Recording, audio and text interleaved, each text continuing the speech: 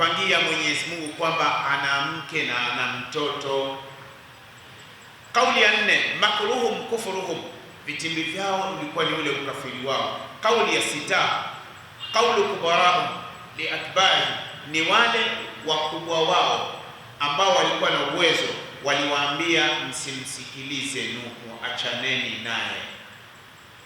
Waqalu, waliwaambia watu wakati Nuhu anawaambia, wakawaambia watu, la tadharunna alihatakum, msiache kuabudu miungu yenu, msiache kuabudu miungu yenu.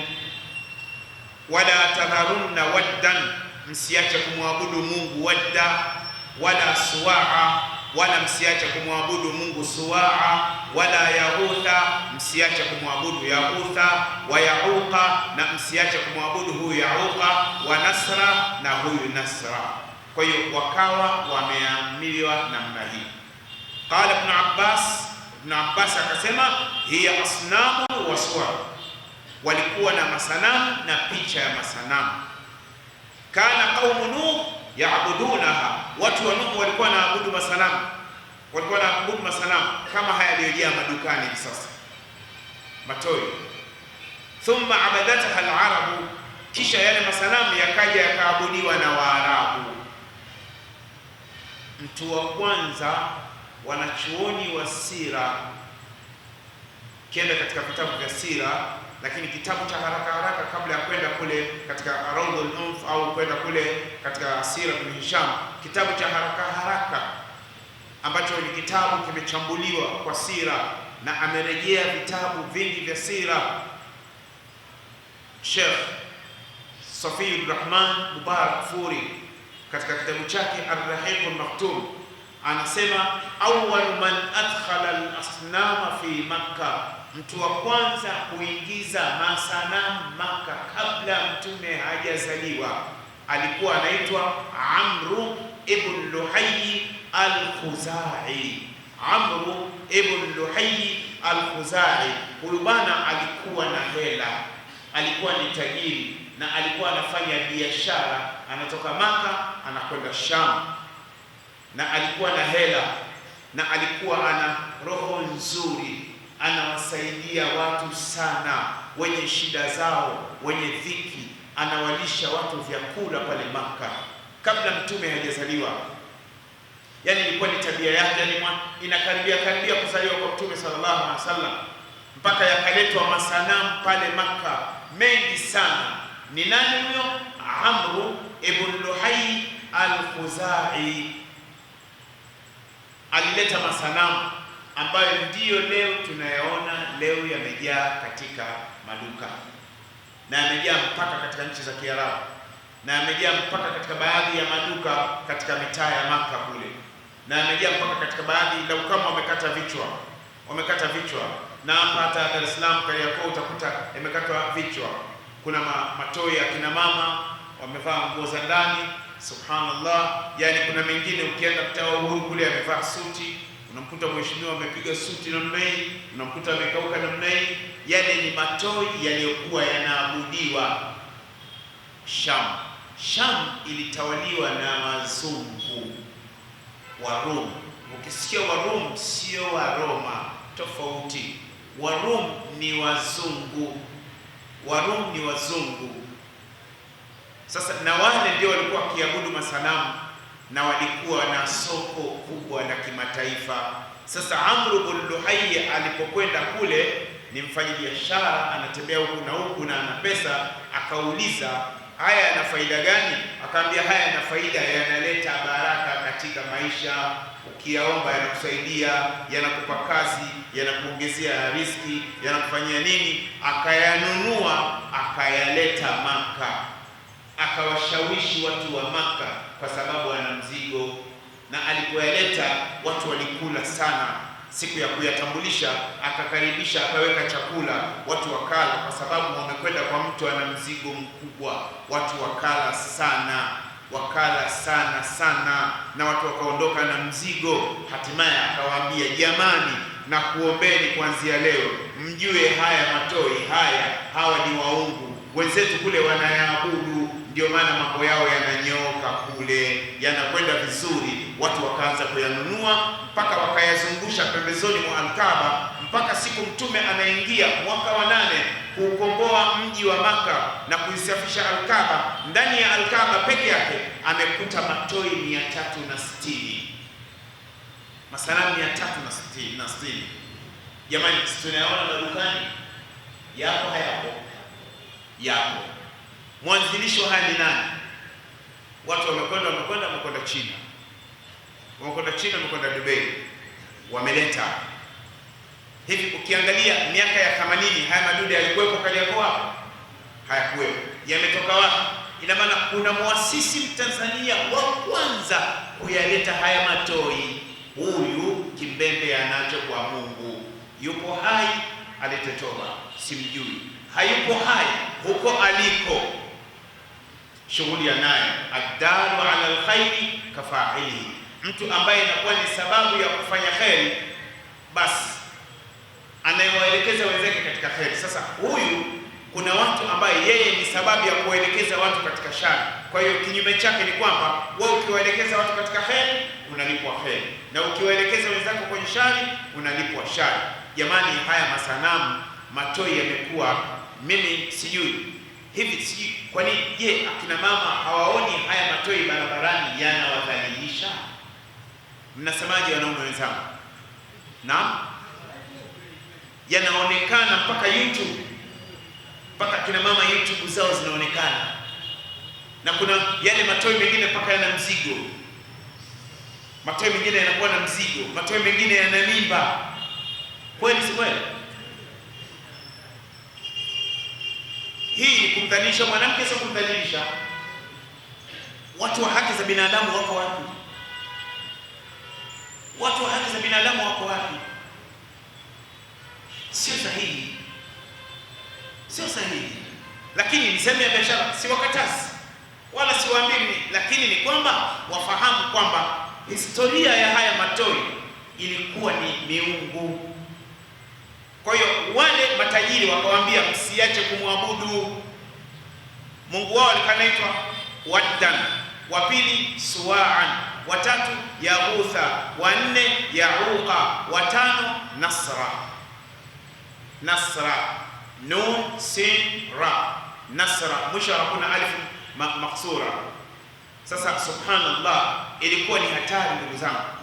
Haya yote yanaonekana hivi sasa. Hiyo ni kauli ya kwanza. Allah subhanahu wa ta'ala asema, waqalu, wakawaambia wale watu wa chini, la tadharunna alihatakum, msiache kuabudu miungu yenu, msiache kuabudu miungu yenu.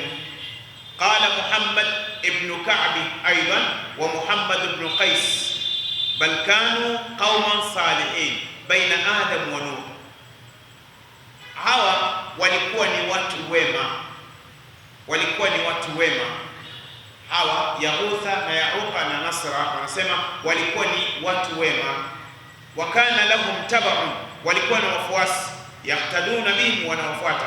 Falamma matu, walipokufa, zayyana lahum Iblisi akawapambia, an yusawiru suwarahum, awapigie picha zao, liyatadhakkaru biha ijtihadan, ili wakumbuke juhudi zao, waliyatasallau bin nadhari ilaiha, na wajiwaze kwa kuangalia. Fasawwarahum, akawa amewapiga picha. Falamma matu, walipokufa hao, wajaa akharun, kikaja kizazi kingine, qalu, wakasema, laita shi'rana ay laitana alimna hadhihi suwar ma kana abauna yasmauna biha au yasnauna, tungelijua namna gani baba zetu walikuwa wanafajaahu shaytan. Shaytani akwambia, kana abaukum yaabudunaha, baba zetu walikuwa wakiwaabudu hawa. Kwa hiyo kauli nyingine ya Muhammad ibn nani huyu, Muhammad ibn Ka'b aidan wa Muhammad ibn Qais, wanasema huyu nani, Waddan, Suwa'an, Yaghuthan wa Ya'uqan wa Nasra, walikuwa ni watu wema, walikuwa wanafanya khairat, walikuwa ni wema sana. walipokufa, Ibilisi alikuja kwa njia ya kibinadamu, akamwambia, mnaona makaburi ya hawa walikuwa ni watu wema sana, hawa walikuwa ni watu walikuwa wanaabudiwa, mnasemaje kama mngekuwa mnatembea kuabudu hao? Wakawa wamewageuza ikawa ni masanamu.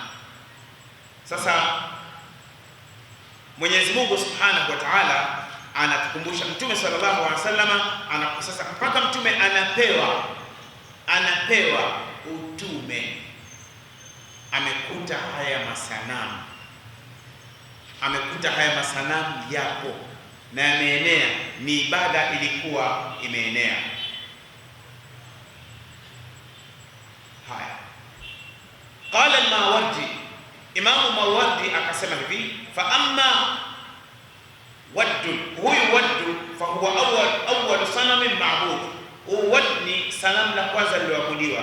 Sumia waddan, limeitwa waddan liwaddihim lahu, kwa sababu walikuwa wanalipenda sana. Wakana baada qaumi Nuh, baada ya waddi ikawa hili sanamu limeabudiwa na watu wa Nuh.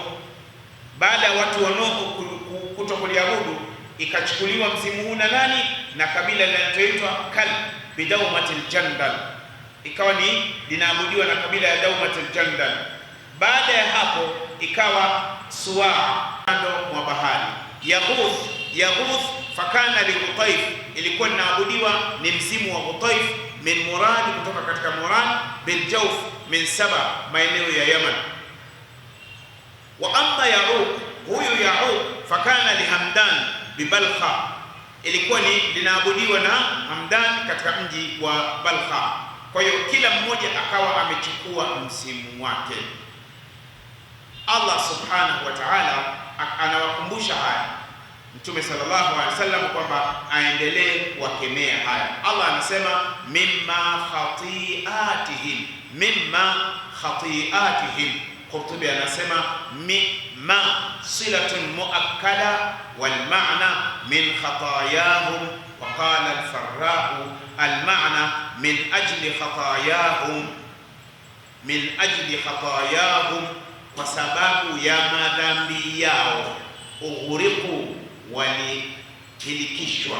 Faudkhilu nara, wakaingizwa motoni. Falam yajidu lahum min duni llahi ansara, baada ya kuangamizwa wakauawa, hawakupata kinyume cha Mwenyezi Mungu aliyekuja kuwanusuru. Yale masanamu hayakuja kuwanusuru kabisa. Yale masanamu hayakuja kuwanusuru. Wakati nasoma Kenya mwaka 87, 88, 89, kuna kutoka pale Mombasa mjini kama unakwenda Kibaha, kuna sehemu ilikuwa inaitwa Kwarandu, Rabai, Chonyi. Kule kuna makabila, kuna Wagiriama, alafu makabila wengine. Sasa kuna makabila yanaitwa Mijikenda Kenya, hasa mkoa wa Pwani. Mijikenda, yani makabila 9 yanazungumza lugha moja. Sasa sisi ni wanafunzi tunasoma Kisauni, Mahadi Kisauni, wakati wa Sheikh Sirajur Rahman Nadwi al-Qadhi rahimahullah, alikuwa kila ikifika Alhamis wanafunzi sisi tulikuwa tunatumwa kwenda vijijini, badala ya kubakia pale chuoni, ilikuwa ni bodi, badala ya kubakia pale chuoni tunatumwa vijijini. Tunakwenda vijijini, tunapewa unga wa kupikia ugali, tunapewa sukari, tunapewa mafuta, tunapewa chumvi, tunapewa na nauli ya kwenda na kurudi, tunapewa na hela ya kununua mboga. Tunakwenda vijijini, tunalala misikitini, kwa sababu ilikuwa ni vijijini kule. Na tukifika misikitini, kazi yetu ilikuwa ni kwenda kutembelea katika majumba, kama vile wanavyofanya tablighi. Tunakwenda kuzungumza na wao, tunawafuata majumbani. Sasa kwa sababu chuo cha Kisauni kilikuwa kimechanganya wanafunzi kutoka mbalimbali, kulikuwa kuna kutoka Rwanda, Burundi, Demokrasia ya Kongo kidogo, Komoro kwa wingi, Tanzania kwa wingi, pale Kenya kwa wingi, wa Somali walikuwa wengi pale, na wenyeji wa pale Mombasa walikuwa wengi. 87, 88, 89, 90 tunakwenda vijijini kwenda kuwalingania mpaka tunawavuta. Na mwalimu Sheikh Siraj Rahman Nadwi al-Qadhi rahimahullah akasema